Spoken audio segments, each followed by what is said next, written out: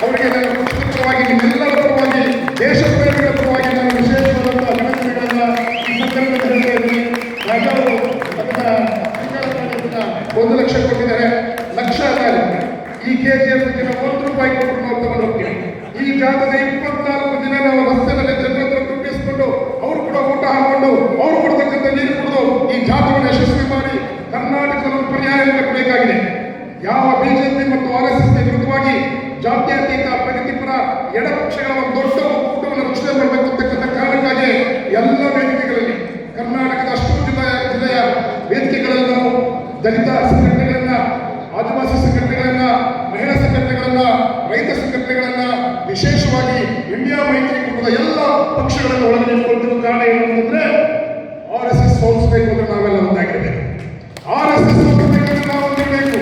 ಈ ದೇಶದಲ್ಲಿರ್ತಕ್ಕಂಥ ಮಹಿಳೆಯರ ನೆಮ್ಮದಿಯಾಗಿ ಬದುಕಬೇಕು ಅಂತಂದ್ರೆ, ಈ ದೇಶದಲ್ಲಿರ್ತಕ್ಕಂಥ ಅಲ್ಪಸಂಖ್ಯಾತರು ವಿಶೇಷವಾಗಿ ಮುಸಲ್ಮಾನರು ನೆಮ್ಮದಿಯಾಗಿ ಬದುಕಬೇಕು ಅಂತಂದ್ರೆ, ಈ ದೇಶದಲ್ಲಿ 100 ವರ್ಷಗಳ ಹಿಂದೆ 2 ಸಿದ್ಧಾಂತದ ಉದಯವಾಯಿತು.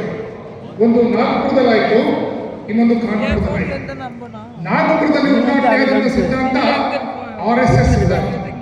ಅದು ದೇಶವನ್ನು ಒಡೆಯುವಂತ ಸಿದ್ಧಾಂತ, ಮನುಷ್ಯರನ್ನು ಒಡೆಯುವಂತ ಸಿದ್ಧಾಂತ, ಪ್ರೀತಿ ಬಿಟ್ಟು ದೇಶಕ್ಕಾಗಿ ಸ್ವಾತಂತ್ರ್ಯ ಹೋರಾಟಗಾರರಿಗೆ ಗುಂಡಿಕ್ಕಿದಂತ ಒಂದು ಸಿದ್ಧಾಂತ.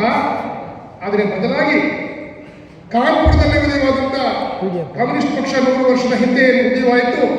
ಬ್ರಿಟಿಷರನ್ನ, ಸಾಮ್ರಾಜ್ಯಶಾಹಿಗಳನ್ನ, ಈ ದೇಶದಲ್ಲಿದ್ದಂಥ ಗುತ್ತೇದಾರಿ ಬಂಡವಾಳಶಾಹಿಗಳನ್ನ ಈ ದೇಶ ಬಿಟ್ಟು ಓಡಿಸುವಂತ ನಿಟ್ಟಿನಲ್ಲಿ 100 ವರ್ಷದ ಹಿಂದೆ CPI ಉದಯವಾಗಿತ್ತು. ಆ ನಂತರ ದಿನಗಳಲ್ಲಿ CPI ಇತಿಹಾಸವನ್ನು ನೋಡಿದರೆ ತ್ಯಾಗ ಬಲಿದಾನಗಳಿಂದ ತುಂಬಿ ಹೋಗಿರ್ತಕ್ಕಂಥ ಇತಿಹಾಸ ನಮ್ಮದು. RSS ಇತಿಹಾಸ ಏನು ಅಂತಂದ್ರೆ, RSS ಇತಿಹಾಸ ಯಾವತ್ತೂ ಕೂಡ RSS ಈ ದೇಶದ ಸ್ವಾತಂತ್ರ್ಯ ಸಂಗ್ರಾಮದಲ್ಲಿ ಭಾಗಿಯಾಗಲಿಲ್ಲ ಅಥವಾ ಸಾಮ್ರಾಜ್ಯಶಾಹಿಗಳ ವಿರುದ್ಧ ಹೋರಾಟದಲ್ಲಿ ಭಾಗಿಯಾಗಲಿಲ್ಲ.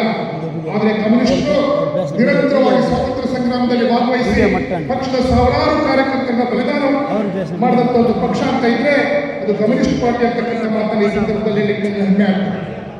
ಇವತ್ತಿನ ಸಂದರ್ಭ ಏನು? ಇವತ್ತು RSS ಕರ್ನಾಟಕ ಉದ್ದ ಕಾರ್ಯಕ್ರಮಗಳು ಮಾಡ್ಕೊಂಡು ಬರ್ತಾ ಇದೆ. ಅವರ ಉದ್ದೇಶ ಏನು?